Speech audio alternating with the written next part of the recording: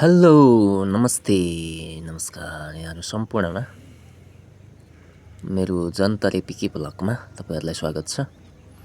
आज चाहिँ म बिल्कुलै एउटा नयाँ ठाउँको बारेमा तपाईहरुलाई भिडियो देखाउन लागिरहेको छु, जुन चाहिँ हामी खातबारीको बाटो हुँदै कहाँ जानुपर्ने त थाहा छैन। मिसहरूले भन्नुभएको छ है, छ्याङकुटीदेखि वरकु एउटा डाँडा एउटा भ्यू टावर छ, त्यहाँसम्म चाहिँ जानुपर्छ भन्नुभएको छ।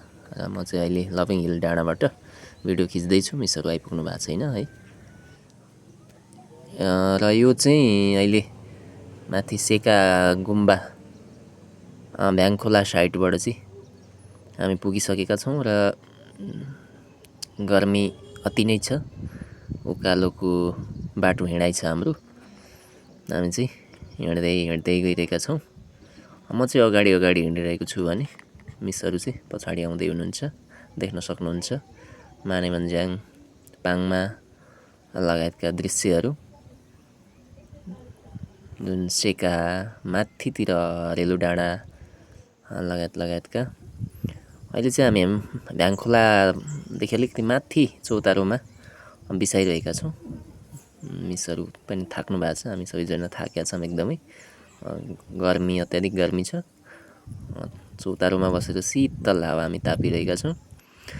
त्यसपछि भने हामी अब उकालो बाटो, निरन्तर उकालो बाटो अब हामी लागिरहेका छौँ। अझै पनि हामी पुग्नुपर्ने ठाउँ कति टाढा छ भन्ने पनि मलाई थाहा छैन। मिसहरूले भन्नुभए अनुसार चाहिँ अबको आधी घन्टा पछाडि चाहिँ हामी जुन गइरहेको ठाउँ चाहिँ पुग्नेछौँ।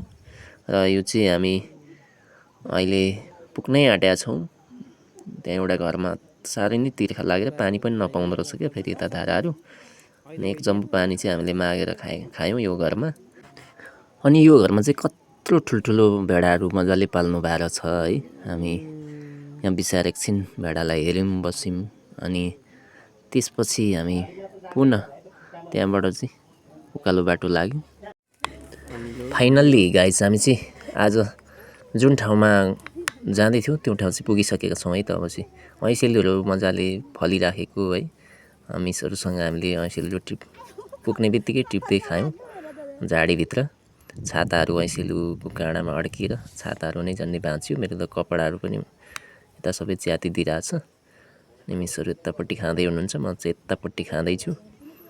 अनि यता चाहिँ यस्तो चिल्ड्रेन पार्क जस्तो बनाएको रहेछ है, पिकनिक खानको लागि। अनि यहाँबाट चाहिँ खातबारी, तुमलिङटार लगायत मानेभन्ज्याङ, पाङमा, सेका सबै ठाउँको चाहिँ दृश्य अवलोकन गर्न सकिनेछ है। आहा कति मजा। तर भिडियो चाहिँ अलिक राम्रो निकाल्दैन है मेरो मोबाइलले, तर पनि मैले देखाउने कोसिस चाहिँ गरेको छु तपाईहरुलाई है। अनि यतापट्टि हामी नयाँ वर्षको दिन घुम्न गएका थियौँ। यतापट्टि चाहिँ पिकनिक पनि खाँदै हुनुहुँदो रहेछ यतापट्टिको साइडमा। त्यहाँको के आन्टीहरूको एउटा टिम यतापट्टि देख्न सक्नुहुन्छ। हामी चाहिँ त्यहाँ पुगेर ऐँसेलु खाएर बिसायौँ, त्यहाँ पार्टीमा एकछिन बस्यौँ। र हामीले पनि केही खाजा खानेकुराहरू बोकेर लगेका थियौँ। अनि यहाँ होमस्टे जस्तो नै यहाँ माथि बनाएको रहेछ। अनि त्यहाँ चाहिँ कति राम्रो क्युट बिरालोको बच्चाहरू रहेछ क्या। अनि मैले चाहिँ देखेर खिचिहालेको त्यो माथि होमस्टे जस्तो देखिनेको घरको अगाडि। अनि त्यहाँ मजाले सुतिराखेको रहेछ। अनि यता नानीहरू मजाले पिङ खेल्दै रहेछन् है, 4-5 जना नानीहरू। अनि हामी चाहिँ एकछिन त्यहाँ गएर आराम गऱ्यौँ। र खानेकुराहरू चाहिँ हामीले आफैले बोकेर लगेका थियौँ। र हामी अब भने चाहिँ हामी खाजा खान थाल्यौँ मिसहरूसँग। तर अति नै घाम थियो, छाता ओढेर खाजाहरू खाइसकेपछि पुनः हामी त्यता वरिपरि हेऱ्यौँ, डुल्यौँ, फोटोहरू खिच्यौँ है। अनि हामीले खाने थालहरू चाहिँ बोकिनछौँ कि, अनि त्यहीँको मिसहरूले मागेर ल्याउनु भएको थियो।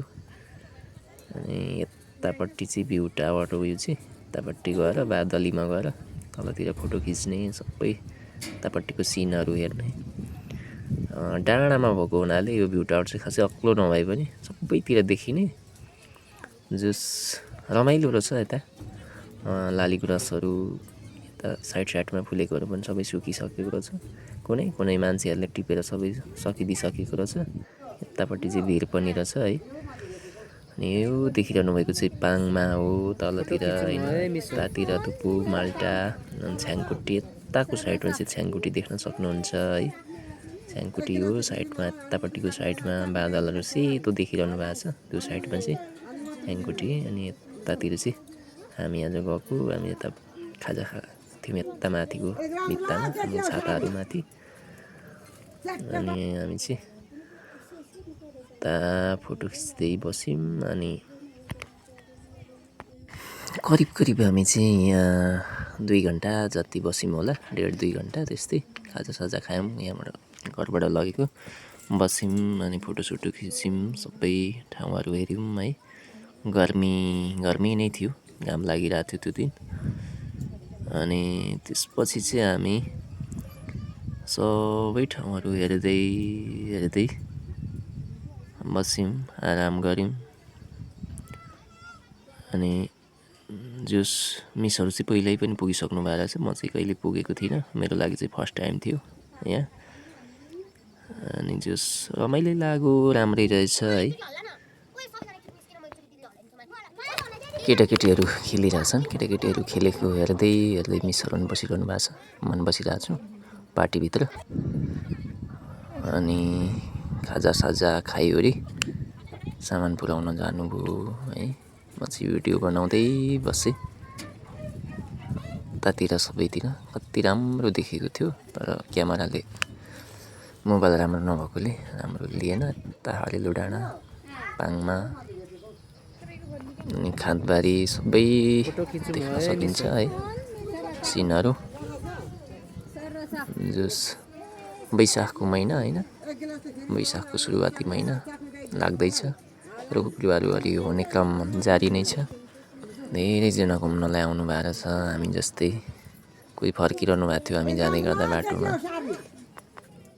अब चाहिँ हामी यो भ्यू टावरबाट बसिसकेर हामी चाहिँ फर्क्यौँ। जङ्गलको बाटो रहेछ, उता हामी चाहिँ हरेलो डाँडा हुँदै, चारधारा हुँदै घुम्दै चाहिँ हामी फर्किने सल्लाह भयो। त्यही अनुसार जङ्गलको बाटो है। हामी 3 जना मात्रै यात्रामा छौँ निरन्तर, मिसहरू अगाडि हुनुहुन्छ, म पछाडि आउँदैछु, हिँड्दैछु। र यहाँ चाहिँ कत्रो घना जङ्गल रहेछ कि। यहाँबाट हामी पुग्नुपर्ने चाहिँ अब हरेलो डाँडा हो। हरेलो डाँडा चाहिँ पहिला नै म पुग्न चाहिँ पुगिसकेको थिएँ एकचोटि, त्यही पनि आज पनि फेरि नयाँ वर्षको दिन हामी चाहिँ त्यता निस्किँदै जाने कुरा भयो। अब चाहिँ हामी जङ्गलको बाटो कटिसकेर, अझै जङ्गल त छ तर पनि अब चाहिँ पुग्नै आँटेका छौँ। हरेलो डाँडा मास्तिरको ओह्रालो बाटोमा चाहिँ हामी गइरहेका छौँ। अनि यता चाहिँ यस्तो झाडी जङ्गलहरू देख्न सक्नुहुन्छ तपाईँहरू है। मिसहरू कुद्दै हुनुहुन्छ अगाडि, म चाहिँ पछि हिँडिरहेको छु। मिसहरू एकदम जोसिलो भएर चाहिँ कुद्दै हुनुहुन्छ उहाँहरू अगाडि। जम्मै हामी 3 जना मात्रै गएका थियौँ, चाहिँ हामी पुग्नै आँटेका छौँ। तर आज मैले हरेलो डाँडाको भिडियो चाहिँ खिच्नै भ्याइनँ। हामी एकैछिन मात्र त्यहाँ बसेका थियौँ, एकदमै भिडभाड थियो, मान्छे धेरै थियो। हरेलो डाँडा कटेर अब चाहिँ हामी चारधारातर्फको ओह्रालो बाटो, जुन चाहिँ आङ्ला गाउँतिरै पर्छ होला सायदै यो, म कहिले पुगेको छैन चारधारा पनि। त्यहाँको बाटो, हामी ओह्रालो बाटो हिँड्दै जाँदैछौँ र अब चाहिँ पुगि पनि सकेका छौँ, देख्न सक्नुहुन्छ। यहाँ पनि एकदम भिडभाड छ, चारधारामा नि मान्छेहरू धेरै आउनु भएको छ, टाढाबाट कहाँबाट आउनु भएको छ। यो चाहिँ मेरो लागि पनि नौलो ठाउँ हो, म चाहिँ कहिले पुगेको थिइनँ, सुनेको चाहिँ हो। अनि यता चाहिँ 4वटा धाराहरू देख्न सक्नुहुन्छ, जहाँ चाहिँ पानी पोखरीमा जम्मा भइराखेको छ भने यसको तलपट्टि चाहिँ जम्मा 4वटा धारा रहेछ। यतापट्टि महिलाको लागि र यतापट्टि पुरुषको लागि बनाइएको रहेछ धारा। अनि यता पार्टीहरू देख्न सक्नुहुन्छ, अनि त्यहाँ नुहाउन पनि पाइने रहेछ, पानी पिउन पनि पाइने रहेछ। यतापट्टि मन्दिरहरू छ, पुरै मेला जस्तै लागेको छ, भिडभाड छ, मान्छेहरू फोटो खिचिरहनु भएको छ है, घुम्न लागिरहनु भएको छ। अनि चाहिँ अनि मन्दिरभित्र के रहेछ भनेर मैले हेरेको है, यस्तो सबै के यो पूजा गर्ने देउताहरू है देख्न सक्नुहुन्छ। देउताहरू भित्र रहेका सबै, मैले चाहिँ यहाँभित्र गएर आशीर्वाद पनि मागेँ, अनि भिडियोहरू बनाएँ, फोटोहरू खिचेँ। मिसहरू चाहिँ पहिला गइसक्नु भएको रहेछ, त्यही भएर उहाँहरू चाहिँ तल बसिरहनु भएको छ। मैले चाहिँ यता, मेरो लागि चाहिँ नौलो भएकोले म चाहिँ एकदम एक्साइटेड पनि थिएँ यो ठाउँ पुग्नलाई। एकदमै पर्यटकीय गन्तव्यको रूपमा रहेको र एकदम चिरपरिचित खाँदबारी नगरपालिकाभित्र पर्ने यो चारधारा। अब चाहिँ भने हामी यता यसलाई के डाँडा भन्छ ठ्याक्कै यता आइपुगेका छौँ है त, चारधारा कटेर। सायद यसलाई नि हरेलो डाँडै भन्छ होला, ढाडै भिरभन्दा वरको डाँडा हो यो चाहिँ। यहाँ पनि मान्छे एकदमै भिडभाड हुनुहुन्छ। आज नयाँ वर्षको दिन घुम्न आउनेहरूको सङ्ख्या एकदमै अत्याधिक मात्रामा छ। तर म चाहिँ अहिले अलिकति तल सल्लाहघारीहरू छ, डाँडा अनि बाटोहरू रहेछ, म चाहिँ त्यता झरेर यो भिडियो खिचिरहेको छु। उतापट्टि देख्न सक्नुहुन्छ यो आज हामी घुम्दै घुम्दै आएको डाँडाहरू लगभग 1 फन्का पार गरिसकेका छौँ र यतापट्टिको डाँडाबाट चाहिँ तल चेवा देख्न सक्नुहुन्छ भने पर खान्दबारी अनि यता चन्दनपुर हुँदै आउने रोड बाटो, खान्दबारी आउने रोड बाटो देख्न सक्नुहुन्छ। अनि यता सल्लाहहरू छ अनि त्यसै गरी तोरणहरू टाँगिएको छ। अत्याधिक डाँडा भएकोले हावा चल्दैन रहेछ है, तोरणहरू पुरा फरर भइरहेछ भने चिसो हावा पनि चलिरहेछ डाँडामा। माथिको डाँडाहरू कति राम्रो देखिन्छ। त्यो माथि चुच्चो परेको डाँडा हुँदै आज हामी आएको थियौँ। निकै लामो यात्रा भयो आजको हाम्रो दिनभरिको यात्रा है। बादलहरू लागिरहेछ अनि यो बरको फेदतिर चाहिँ बजार लागेको छ अनि मान्छेहरू गाडी बाइक लिएर चाहिँ धेरैजना फर्किसक्नु भएको छ भने धेरैजना चाहिँ यति बसिरहनु भएको छ।